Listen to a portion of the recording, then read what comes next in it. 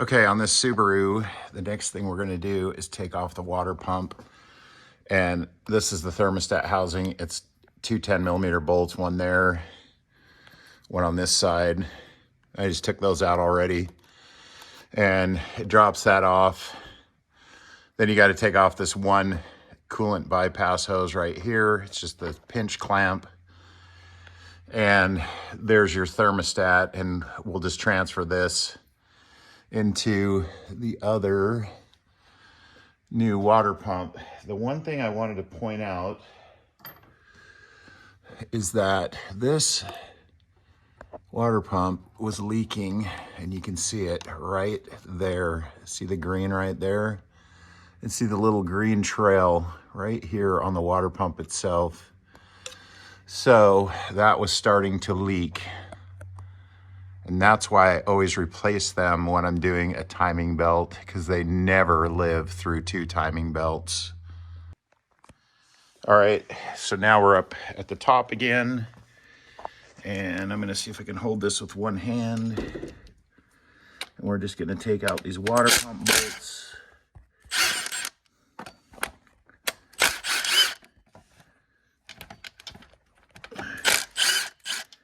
And there's probably one more. There is. Might even be one more than that. I think that's it though. But anyway, you get the idea. Just take out all these water pump bolts.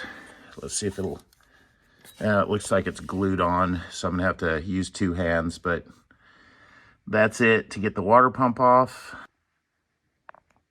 And again, as I've pointed out in other videos, sometimes, and I like to do this, is if you look at the new part, it will show you things and save you some time. So I got the four upper bolts off of the water pump, and it looks like there's two more kind of hidden in the webbing. So let's get those two off of this. In fact, I can probably get the camera down there and show them. And then the water pump will be ready to come off. All right, the water pump was kind of glued on there. Got it broken loose now, so let's pull it out. Kind of see what it looks like with it off. And there we go. Now we just have to transfer the thermostat. I would normally buy a new one, but this one was apparently just replaced, so I'm gonna reuse it. All right, the water pump is on, and this idler, this is that idler that has the little ribbed back, the, I don't know what you call this thing, a curb, so it can't slip off the back.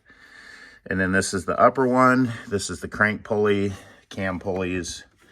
The only one I haven't put on yet is the tensioner, which goes in right here, this area here.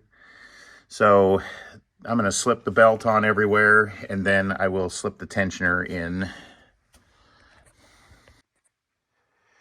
Okay, one thing that I do is I just very, and I mean very gently clamp to hold the timing belt on the sprocket with these vice grips. I just gently clamp, and because there's just too many things to hold and keep in place, I kind of have this rag wedged in, and the only thing it's doing right now is just keeping the belt kind of pushed into the teeth, so it's not, and then this is tight here, this is tight on the bottom, everything's lined up. And so now the last thing is to put in, that's interesting, is to put in the tensioner. And I just wanted to make a note that there's a washer on the back side. So this bolt goes through, and this washer is on there, on this thing. So, and then the other thing, and this is super important, do not pull this pin. This pin is what releases the hydraulic tensioner. If you pull this pin before you put this on, you will never get that on. So put this all on first, and when you're sure everything's lined up exactly where it's supposed to be, then pull this pin out, and it'll put tension on the belt. All right, one thing I like to do, and again, this bolt right here is this just a random bolt that I used as a spacer. This is the crank bolt. This tensioner, I still have the pin in right here, but it's tight. This belt is really tight. It was kind of hard to get that tensioner on, but what I like to do is screw this in and grab the wrench and rotate. Let's rotate this thing around one full revolution. Actually, it's going to have to go around twice because the cams turn half as fast as the crankshaft. So the crank's got to go 2 revolutions to get the cams back to top dead center. So let's get the cam right there. You can see the little pink mark. And over here, we're right on again. Let me line that up so you can see that we're lined up with our mark right there. And then on here, let me get that.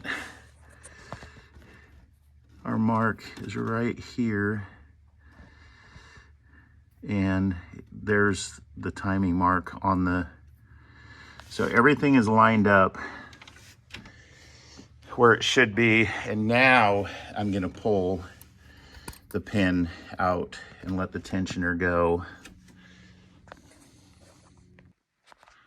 We're back underneath now, and the water pump is on. I'm gonna put this hose back on.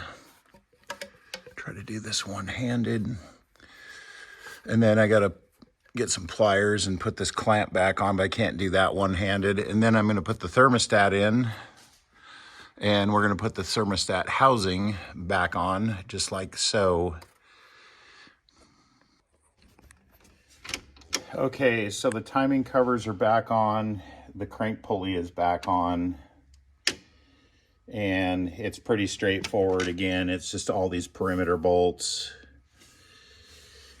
And this nut, or bolt, it's a bolt actually, I don't know why I keep calling it a nut, but anyway, that needs to be tight. That's like 100 foot-pound tight. And then I put this bracket back on for the power steering pump. And so we're to that point. So really all there is left to do is put the alternator, and like I said, I'm replacing the power steering pump because it leaks. So alternator, power steering pump, drop the radiator back in, hook up 2 transmission lines, 2 radiator hoses, and fill it back up with coolant, and you're done.